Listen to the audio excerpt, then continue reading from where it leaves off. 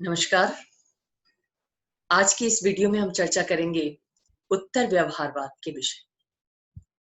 पिछली वीडियो में आपने जाना था व्यवहारवाद क्या है। एक बौद्धिक आंदोलन जो सेकेंड वर्ल्ड वॉर के बाद शुरू हुआ, राजनीति जैसे विषय को विज्ञान बनाने के लिए। लेकिन 1960 के दशक तक आते आते व्यवहारवाद की कमियां स्पष्ट होने लगी और स्वयं व्यवहारवादियों ने अनुभव किया कि केवल वैज्ञानिक तकनीकों पर जोर देने से हम इस विषय को समग्र रूप में पेश नहीं कर सकते।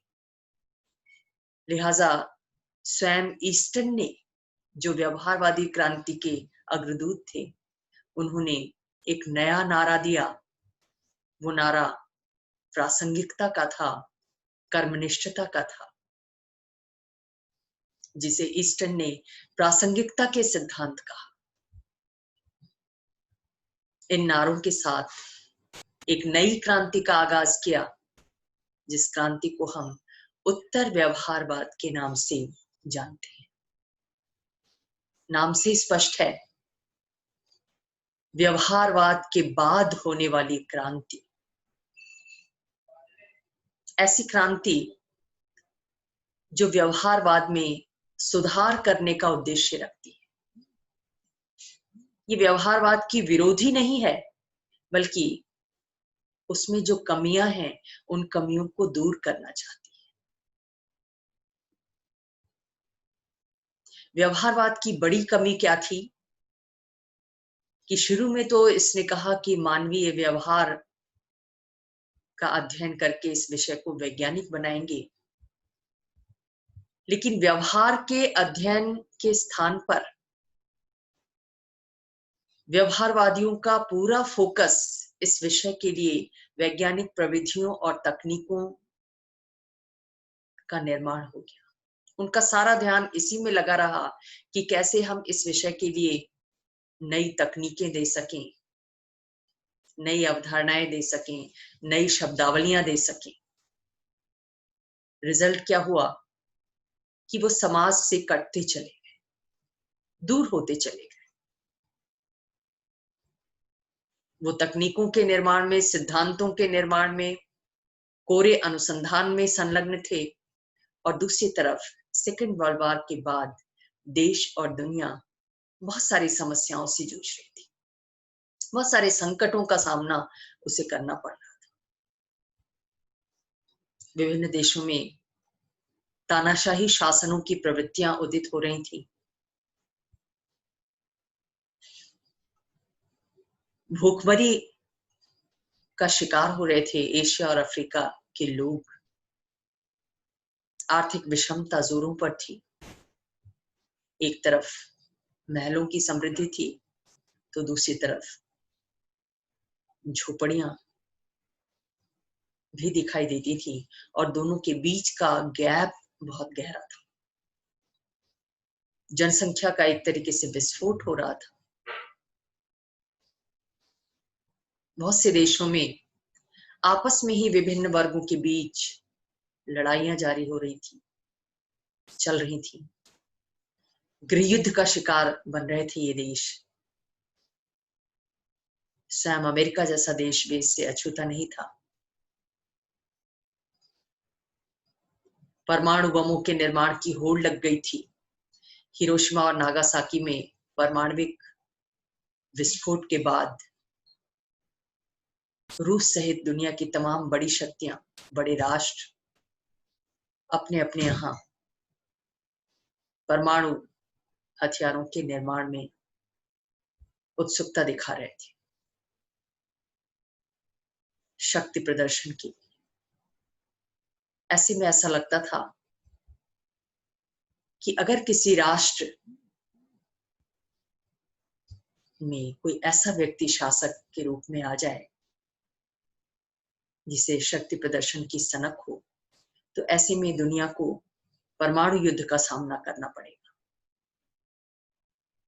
तो इन सारी समस्याओं से जूझ रही थी मानवता विज्ञान और तकनीक के विकास ने पर्यावरण प्रदूषण की समस्या को जन्म दिया था। उपभोक्तावादी संस्कृति अलग तरीके से इसमें अपना योगदान दे रही थी। ये सारी समस्याएं दुनिया के सामने थी, लेकिन व्यवहारवादी राजनीति शास्त्री इन सब से अनभिज्ञ थे, या यूं कहें कि इन पर उनका ध्यान नहीं जा रहा था। केवल वो इस विषय को विज्ञान बनाने की होड़ में लगे हुए थे। लेकिन 1960 के दशक तक आते आते उत्तर व्यवहारवादी क्रांति के रूप में उन्हें ये एहसास हुआ कि वो कुछ गलती कर रहे हैं, और इस गलती के एहसास स्वरूप उन्होंने कुछ नई मान्यताएं व्यवहारवाद में जोड़नी चाहिए। यहाँ ये बात मैं आपको स्पष्ट कर देना चाहती हूँ कि व्यवहारवाद और उत्तर व्यवहारवाद दोनों ही इस विषय को विज्ञान बनाना चाहते हैं। उत्तर व्यवहारवाद विषय के वैज्ञानिक स्वरूप का विरोधी नहीं है, लेकिन उसके साथ साथ वो इस विषय को सामाजिक समस्याओं के साथ जोड़ना चाहता है। इसीलिए उत्तर व्यवहारवादियों की पहली मान्यता ये रही कि हमारा अध्ययन यानी राजनीति शास्त्रियों का अध्ययन प्रासंगिक होना चाहिए, समाज की समस्याओं के समाधान के निमित्त होना चाहिए।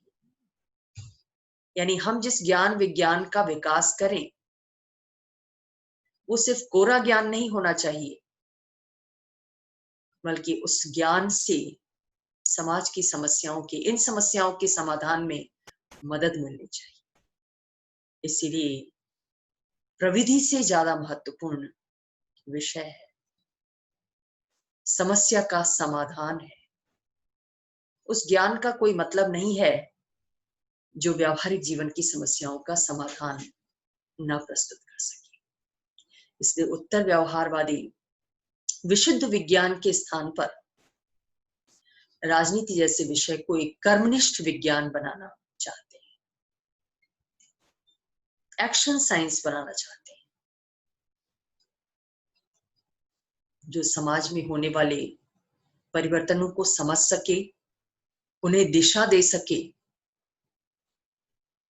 न कि एक रूढ़िवादी के रूप में एक ही लीक पर चलता रहे, चाहे वो लीक परंपरावादियों की रही हो या व्यवहारवादियों की, कि तकनीक का विकास किया जाए, वैज्ञानिक प्रविधियों का विकास किया जाए, शब्दावलियों का विकास किया जाए।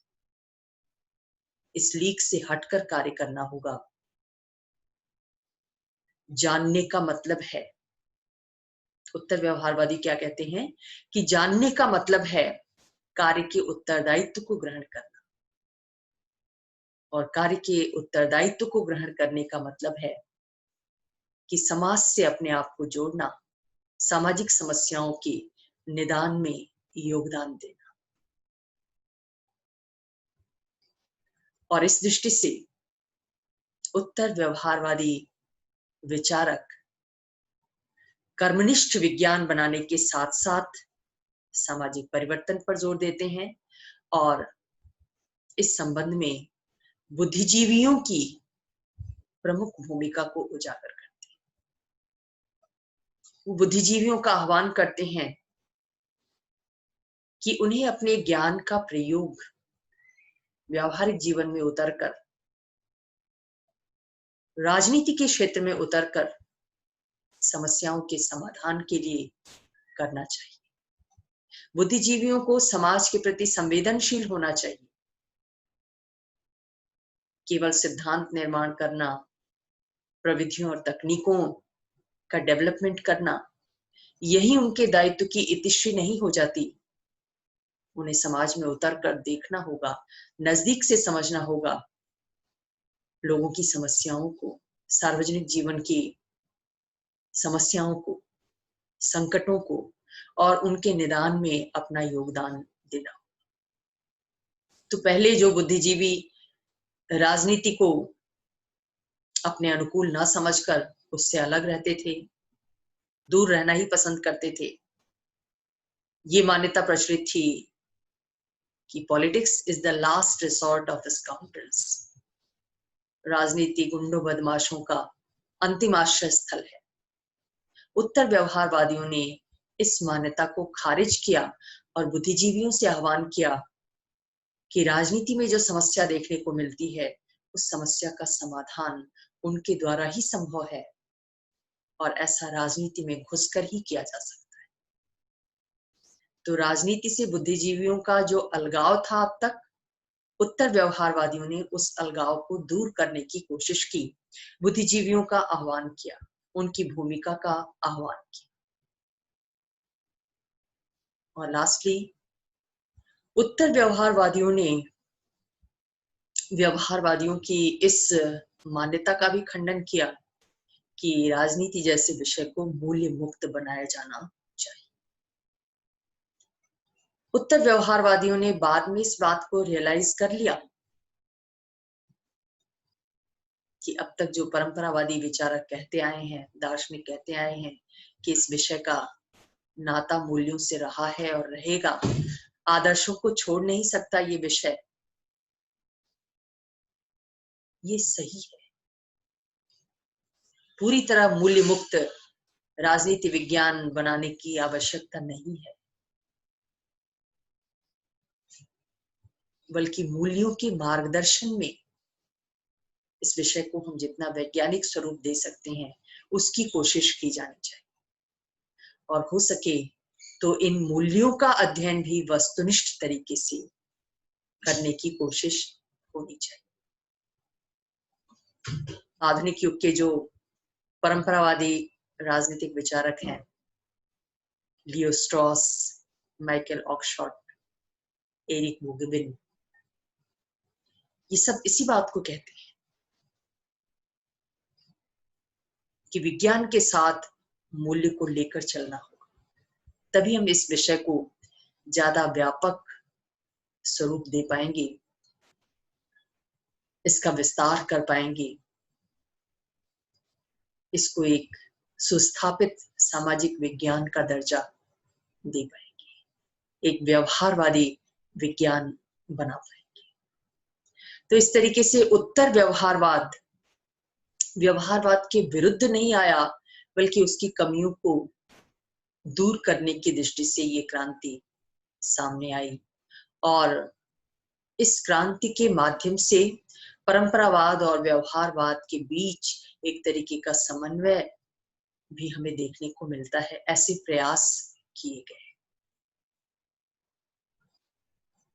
तो ये था उत्तर व्यवहारवाद।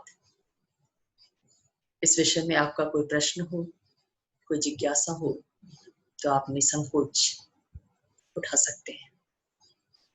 धन्यवाद।